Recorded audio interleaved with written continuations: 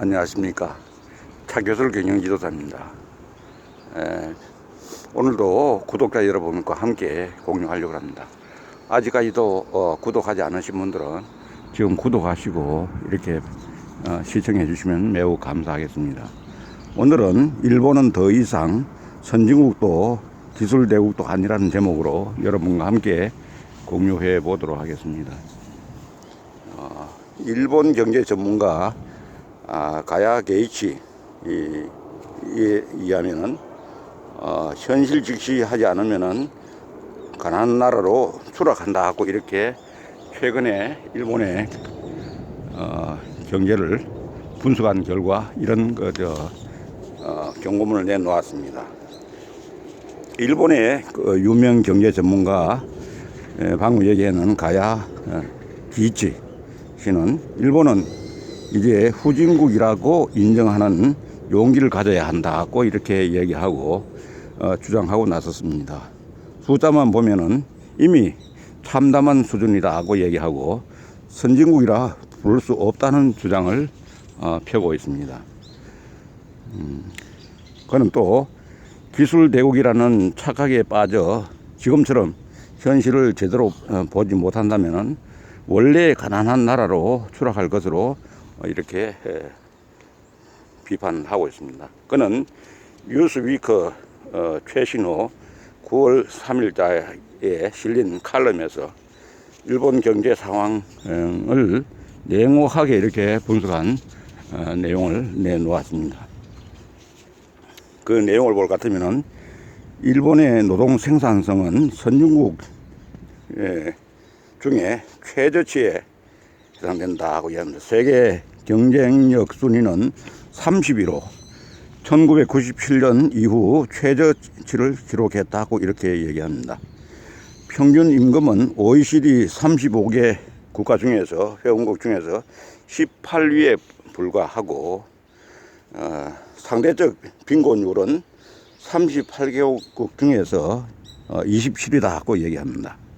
OECD의 각종 자료를 보면은 상황 더욱 암담하다 이렇게 얘기하고 있습니다.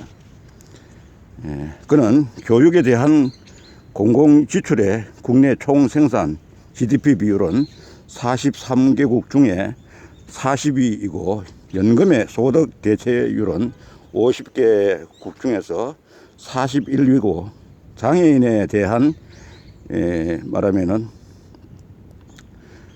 근로 지출의 GDP 비율은 37개 중에 32위다 하고 이렇게 이야기하며 실업에 대한 공공 지출의 GDP 비율은 34개국 중에 31위라고 이렇게 얘기합니다. 그리고 그는 일본이 한때 세계 2위에 부유한 나라라는 그 명제도 이렇게 부정을 하고 있습니다. 일본은 원래부터 가난한 나라였다고 이렇게 이야기합니다. 그런데 반짝 경제 호황을 겪었을 뿐이라고 이렇게 설명하면서 그는 일본의 노동 생산성은 선진국 회원 하위라고 이렇게 얘기하는데 사실 이 순위는 말하면은 50년 동안 거의 변하지 않았다고 이렇게 얘기합니다. 일본 경제에 버블이 낀 1980년을 계기로 해서 각 국가의 그 격차가 다소 좁혀지긴 했지만은 기본적으로 일본의 생산성은 낮았다면서 1인당 GDP가 세계 2위를 차지한 적이 있기는 있지만 그것은 순간이었다고 이렇게 분석을 했습니다. 일본의 수출이 그 대국이라고 하는 수출 대국이라고 하는 이런 표현도 과대평가된 면이 있다고 얘기합니다. 2017년에 세계 수출에서 일본은 33.8%에 불과했다고 이렇게 기록이 나와 있습니다. 그때에 이미 그 중국은 10.6%, 2위인 미국은 10.2%, 3위인 독일은 7.7%와 비교했을 때 매우 낮은 수준이라고 이렇게 얘기를 하고 있습니다. 그리고 그는 일본 기업의 말하면 최대 장점이 발빠른 그 흉내와 저렴한 제품 생산이라고 이렇게 판단을 하고 흔히 말하면은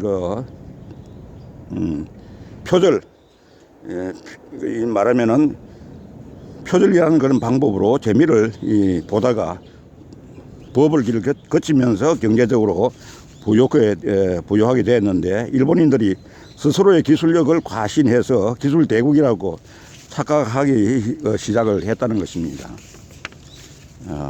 일본의 네티즌들은 가야 게이지에 이런 칼럼을 퍼나르면서 이 말하면 대대적인 어떤 아베노믹스에 대한 이 반발을 보이기 시작을 하고 있습니다.